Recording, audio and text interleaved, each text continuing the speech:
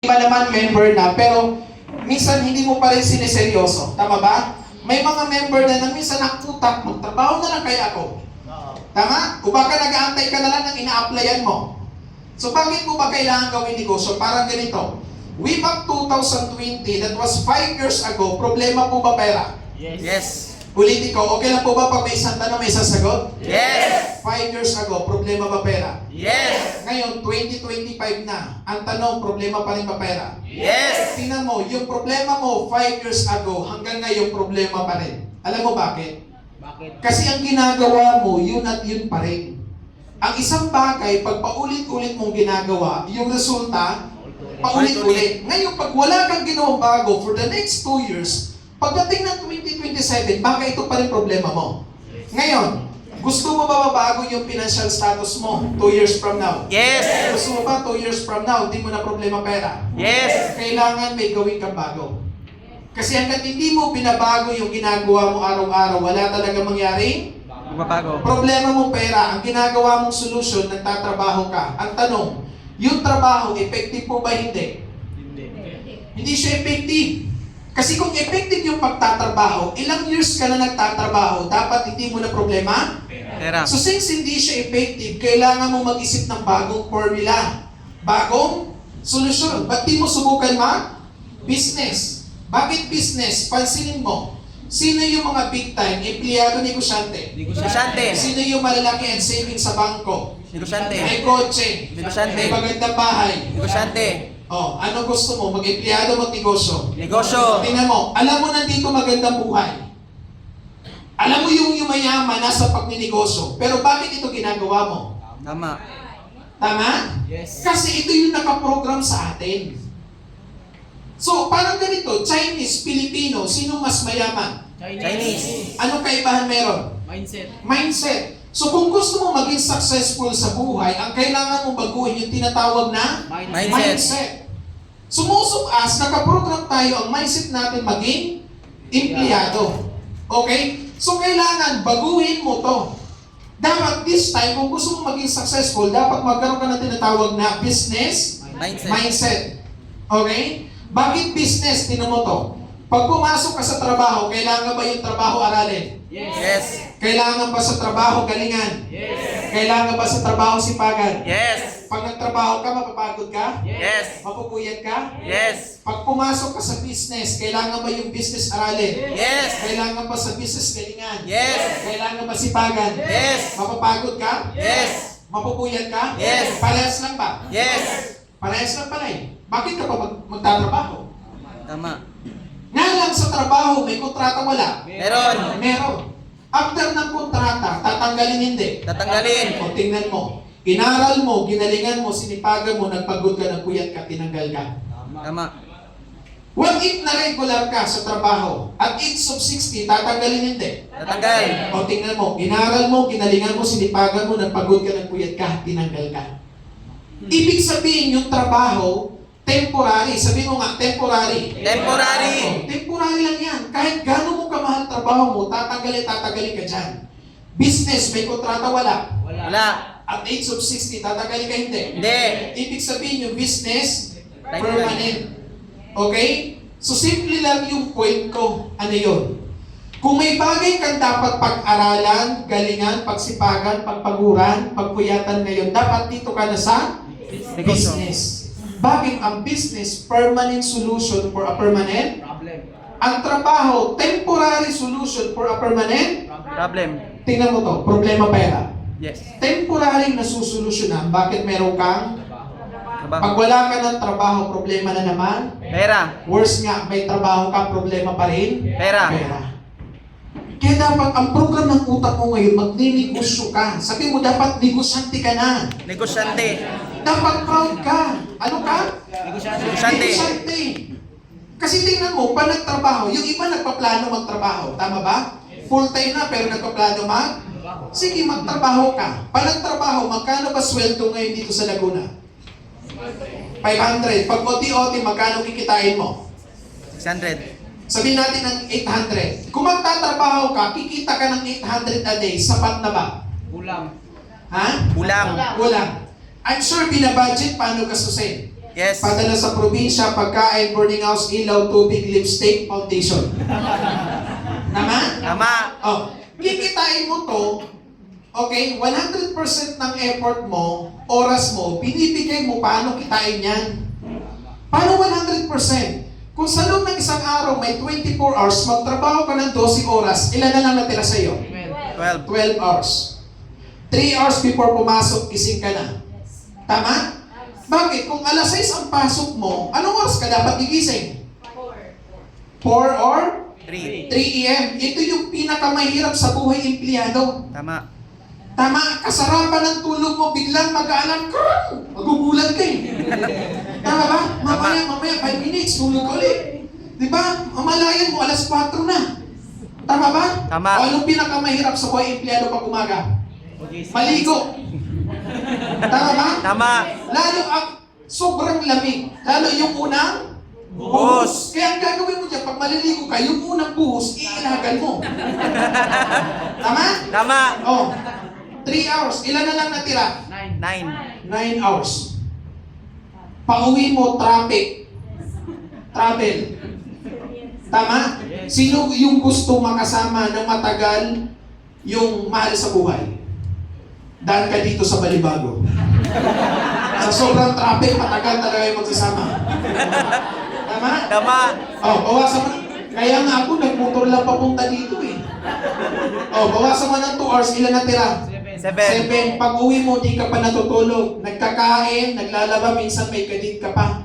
Bawasan mo ng 2 hours. Ilan natira? 5. 5 hours, tulog mo to. Preparation mo yan dito kasi pag di ka natulog, di ka makapasok. Tama. So, ibig sabihin, buong oras mo, binibigay mo para lang kumita nito. Pero di ba yung kinikita, dito lang napupunta? Sa needs. Yes. Ang needs, naubos pa. Yes. Di siya naubos. Ubos na yung sahod mo, yung needs mo, di mo pa nabibili. Tama. Tama? Tama. Paano na yung wants? Nabibili pa ba yung mga gusto sa buhay? Eh. Sino yung may kontrol ng buhay? Sarili ba sahod? Sahod. Sahod. Dito nakadepende kung anong ulamin mo. Pwedeng sa umaga, chicken. Sa tanghali, beef. Ano yun? Lagi may chicken. Chicken. Laki bibib. Tama. Paggabi social ka, fish. Ano yun? Sardinas. Ang empleyado para makaipon, ano ginagawa? Tipid. Nagtitipid. Bakit? Ganito po ako dati nung nagtatrabaho. Tama. Di ba? Every 15:30, nasa Super 8 ako, nag-grocery ako. Ang pinakamadam, gino-grocery ko, mga dilata, corned beef, meatloaf, sardinas, tapos pancit canton, noodles. Ang pinakamadami ano? Itlog. Bakit? Yung meatloaf lalagyan ng? Itlog. Yung corned beef lalagyan ng? Itlog. Yung sardinas lalagyan ng? Itlog. Yung laki may lalagyan ng? Itlog. Kayo mukha-mukha ng? Ay, hindi alam. Di ko alam kung may makaka-relate. Nag-open ka ng sardinas, kalahati lunch, kalahati dinner. Tama. Tama? Tama. Kanya ang buhay empleyado. Okay? Ngayon, kung ito kikitain mo, birthday, kumusta yung family? Nakakapag-ipon pa ba? Nakakapagbigay pa ba sa pamilya? Kasi nung ito kinikita ko, nakakapagbigay naman. Nga lang, yung tipong nanay mo hingi ng 3,000, tatawad ka, Nay, 1,500 lang. Tama? Tama. O ngayon, pag-usapan na ito, 800 a day. Ano yung ginagawa mong preparation para kumita niyan? O para dito, alin ang malaking puhunan? Sa negosyo, sa trabaho? Trabaho. Ha? Trabaho. Trabaho. Bakit naman? Ang puhunan mo para kumita ka ng 800 a day, educational background. Nag-aral ka ng elementary, 6 years, high school, 6 years na ngayon, tama? Yes. O ito na lang. 12 years ka nag-aral para lang kumita ng 800 a day. Tapos after 5 months, tatanggalin ka. Big true. Na-realize niyo ba yun? Yes. Magkano puhunan dito ng magulang mo? Bilyon na. Tama? Million. After 5 months, tatanggalin ka. O alin malaki puhunan? Sa trabaho, sa negosyo? Trabaho. Sa trabaho. Ngayon, pag-usapan natin pangarap. May mga pangarap po ba? Yes. Kumusta yung mga pangarap? Pangarap pa rin. Pangarap pa rin. Nung wala kang trabaho, laki ng pangarap mo, bibili ako kotse. Nung nagtatrabaho ka, ay motor na lang pala. Nung tumagal, ay BMX na lang, BMX. Mountain bike na lang. Tama eh. Tama? Kasi minsan ang pangarap natin nakadepende sa kinikita natin. Yes. O, tingnan mo. Sasakyan, pangarap hindi. Pangarap. House in lot, pangarap. Yes. Savings, pangarap. Yes. Makapag-travel, pangarap. Yes. Okay. Halimbawa, mangangarap ka ng house in lot, mga ilang milyon? 50,000. May house in lot pa ba? 50,000? Wala. Pagpasok mo, exit na agad. Tama? Tama. Yung pupo, may 50,000 pa ba? Wala. Wala na. O sabihin natin house in lot, 5 million, pwede na? Yes. O, savings, magkano dream savings mo? Say, 20,000. Savings ba to? Kasi may nakausap ako eh. Sabi niya may savings. Sabi ko magkano savings mo? 20,000 sir. Hindi po to savings. Ano tawag dito? Naipit. Bakit punta ka ng SM? Wala pa isang oras, ubus na to. Tama ba? Tama. Pero sa ordinaryong empleyado, 20,000 savings hindi. Savings. Savings. Ako pag umuwi ako ng probinsya dati, may ganyang pera, 5,000 nga lang dati. Umuwi ako ng Bicol, 5,000 dala ko. Pag naglakad ako parang gano'n, di ka natatabla ng bala ng bahay. Tama eh. Tama? Pero hindi yung savings. O sabi natin, dream savings mo, 5 million. O travel, magkano budget mo sa travel? 50, 20. Pasilyo lang yun. O sabi natin mga 1 million. Sasakyan, pinakamura, 1 million. Let's say, ang pangarap mo, 12 Million. Ilan taong ka naman? 90. Magkaidara lang tayo. O let's say, nagtatrabaho ka, kumikita ka ng 800. Ang pangarap mo, 12 million. 19 years old ka ngayon.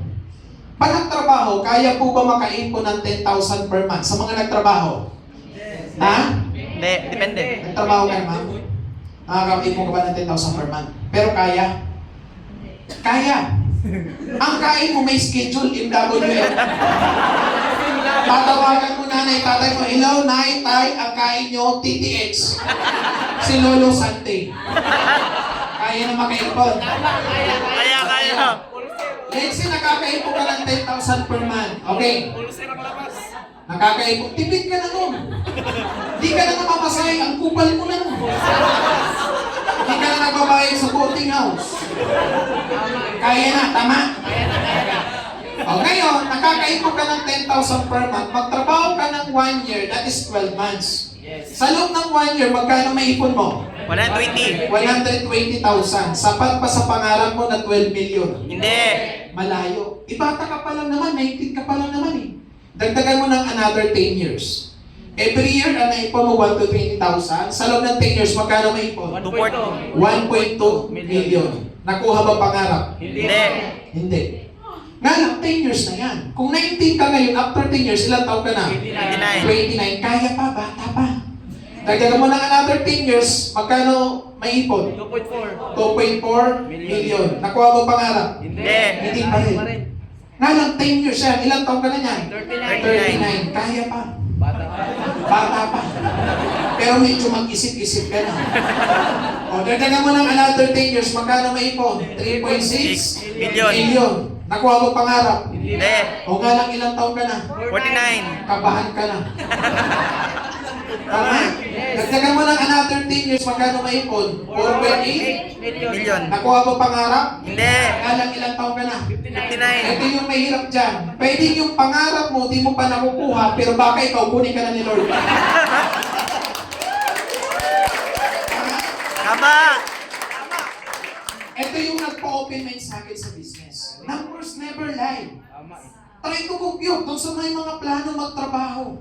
Mag-isip-isip ka. At doon sa mga nagtatrabaho, i-analyze mo to. Hindi nagsisinungaling yung Numbers. Okay, so ako, bakit ko siya ginawa?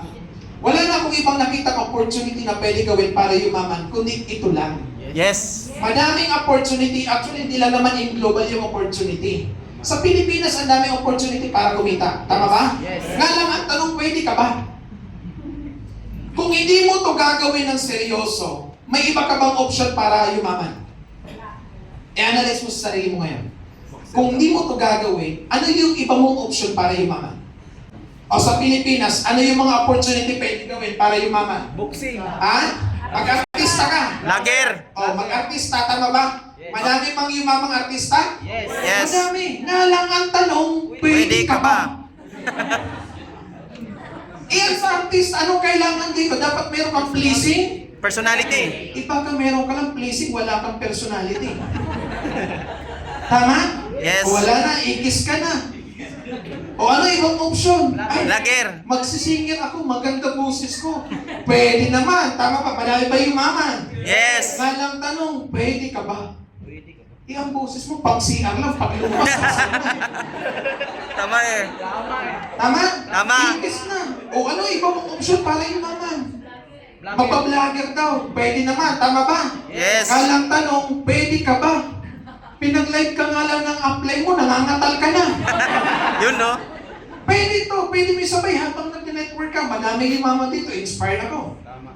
Oh, nga lang, ano pa yung option para yumaman? Boxing. Di ba, mag-boxing? Boxing. Manny Pacquiao, milyonaryo, tama ba? Yes. Nga lang tanong, pwede ka ba? Tama? Yes. Inarrange ka nga lang, gusto mo na mag-quit, suntok pa kaya eh. Tama eh. Oh. Saka bago ka dito maging milyonaryo, milyong suntok muna tatama sa'yo. Tama eh. Oh, wala na, ikis na.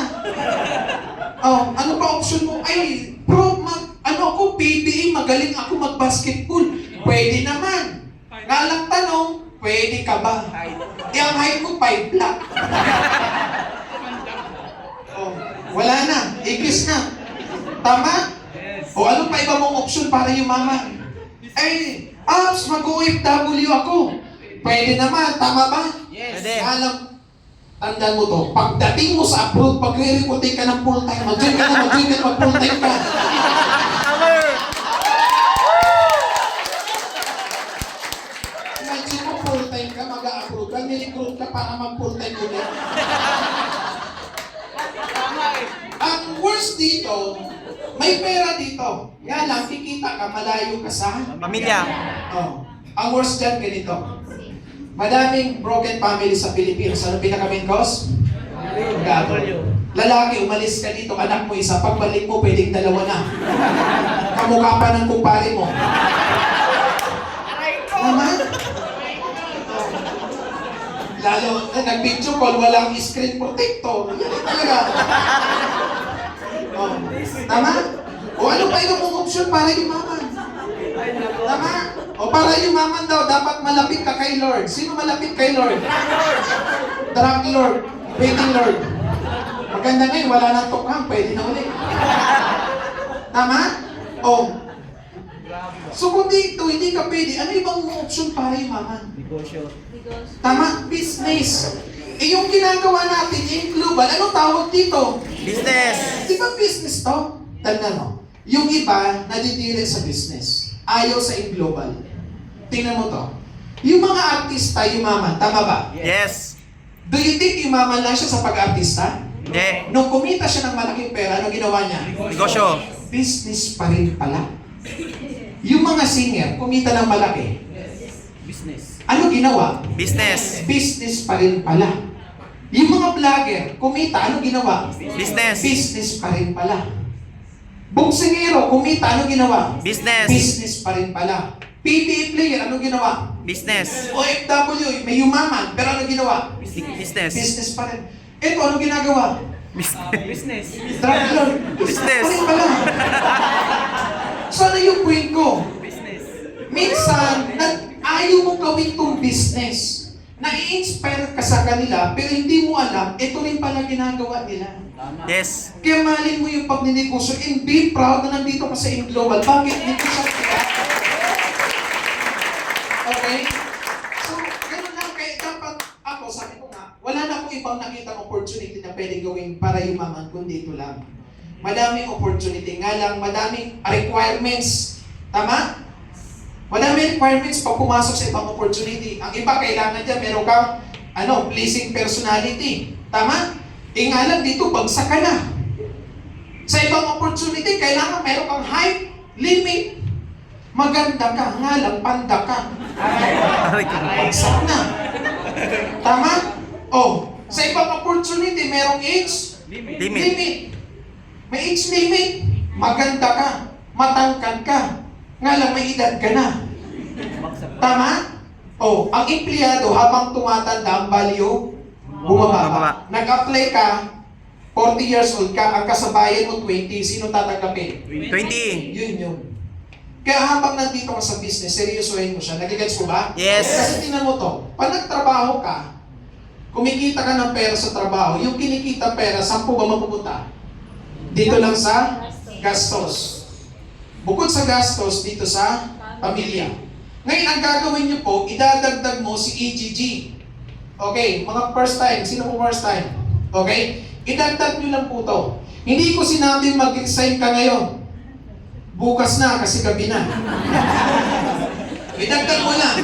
Ngayon, pag dinagdag mo to, tanabaho, kikita ka ng Pera. Pag kumita ka ng pera, yung kinikita mong pera, pwede sa'yo na. Since may pera ka, maganda dyan, mabibili mo yung mga gusto mo sa buhay. Pwede ka magkaroon ng savings. Pag yung savings mo, lumaki ng todo, mabibili mo to pangarap. Ang pangarap may value, may presyo. Di mo to mabibili kung wala ka pabili. Ang maganda dito, hindi ka lang kikita ng pera. Dito magkakaroon ka ng business skills, knowledge, kaalaman sa pagninegosyo. Itong dalawang to, magagamit mo kung gusto mong put up ng another business. Ito yung pwedeng mangyari pag sinabay mo siya. Ngayon, pag nag-focus ka lang sa trabaho, yung income mo dito lang ikot. Parang ganito, 1 minus 1. 0. 1 daw, nabago na. Zero. Zero. 1 minus 1. 0. Ang source of income mo lang iisa trabaho. Pag na-indo ka, bukya ka. Ito yung buhay ko dati, paikot-ikot. Apply trabaho, ito, apply trabaho, Indo. company, may mga magtatrabaho ng usap-usap, pre, pang ilang company mo na, ay ako, pang 3 ko na. Sabi niya, wala ka sa akin, pre. Bakit ikaw, nakailang company ka ng 5? Sabi ng isa, ikaw, may ipon na ba kayo? Wala. Dumami lang yung company pinasukan, pero wala. Ipon. Ngayon, gawin mo, 2 minus 1.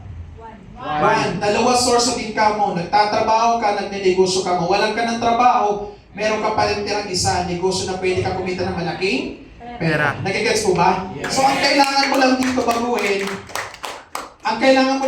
dito yung tinatawag na mindset. Sabihin mo nga mindset. Mindset. Naniniwala ka ba pag masipag at matyaga ka, yayaman ka? Yes. Ito yung paniniwala ko dati. Akala ko pag masipag at matyaga ako, yayaman ako. Pero hindi pala. Okay? Yeah, thank you. Hindi porket masipag at matyaga ka, yayaman ka. Bakit? Tinan mo to. Tricycle driver, masipag hindi. Sipag. Mayaman? Hindi. Farmers, masipag? Yes. Matyaga? Yes. Mayaman? Hindi. Ikaw, nung nagtatrabaho ka, masipag ka? Yes. Matyaga ka? Yes. Sabado, linggo, haldi, pumapasok, may sakit pumapasok? Yes. Pero tanong, mayaman ba? Hindi. So, hindi porket masipag at matyaga ka, yayaman ka. Tama. Pero pag masipag at matyaga ka, nilagyan mo ng tamang sistema, pwede ka ba yumaman? Yes. Pwede. Anong sistema na yun? Parang ganito, halimbawa ikaw to mambabalot. Nakakita ka na ba ng mambabalot? Yes. Tingnan mo katabi mo. Hindi ko yan mabalot. Sabi ko, tingnan mo lang. Okay? Halimbawa mabalot, kumikita ng 500 a day, pwede ba yumaman? Ngayon, lalagyan natin ng sistema. Magbabalot, kumikita ng 500 a day, ang ginawa niya, nag-hire siya ng 10 tao. Sa bawat isang tao na yan, kumikita siya ng 300. Times 10, magkano yun? 3,000. Pwede ba yumaman? Yes. Yan yung sinasabing sistema. Pag ikaw to hindi ka nakapasok, may kita wala. Wala. No work, No no pay. Pag ito hindi nakapasok, may kita wala. Meron. Bakit may 10 tao nagtatrabaho para sa kanya? What if yung 5 nagkasakit, may kita wala? Meron. Ang tawag doon leverage. Ito yung sikreto ng mayaman. Duplication ng time, ng effort, ng income through others. Papadami mo sarili nyo. Kilala yung si late Henry C? Yes. Henry C, may-ari ng SM. Di ba ang daming SM? Ang daming SM. Ikaw, to bumili ka sa SM na to. Henry C, may kita wala? Meron. Meron. Law of leverage. Leverage. Papadamihin mo yung sarili mo. Nagigets mo ba? Yes. Oh, kasi tingnan mo, trabaho, mahirap hindi. Hirap. Pagod, Yes. kuya, makakasahod. Yung tipong angal ka ng angal, pero pasok ka pa rin ng pasok. Tama. Alam niyo bakit? Wala ka nito. Walang choice. Wala kang ibang choice. Kahit mahirap, kahit pagod, kahit mabasa o papasok ka, wala kang ibang Choice. wala kang ibang chance. Chance. Ibang chance para pwede mabago yung buhay. So itong pinapakita namin sa inyo, isang choice. Isang chance para pwede mabago yung buhay mo. Okay? So, ano kailangan mong gawin? Okay? Ang kailangan mong gawin, number 1, mag-try. Subukan mo lang. Subok-subok lang. Di ba, nanay, tatay mo sumubok, kaya nandito ka. Tama ba? Tama. Subukan mo, walang mawawala.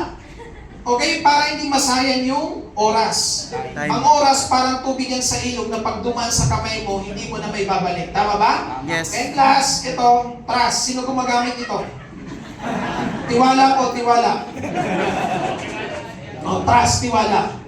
Okay, number 1, paniwalaan mo yung tao nag-invite sa'yo. Baka inisip mo kasi, ay, kaya ako invite niyan para pagkapirahan ako. Ang tanong, may pera ka ba? Tama eh. Tama? Kasi Tama. kung kami pera-pera, doon na kami sa madaming Pera. Di ba? Wala ka naman eh. Tama? So yung tao nag-invite sa inyo, gusto niyan yumaman. Yes. Sinasama ka, ang tanong, gusto mo ba sumama? Yes. Paniwala ka sa kanya. And trust sa sarili, paniwala mo sa sarili mo. Nagawa namin anong dahilan para di mo magawa. Okay tayo doon? Yes. So yun lang, thank you so much. Sana may natutunan kayo. Happy Business Day.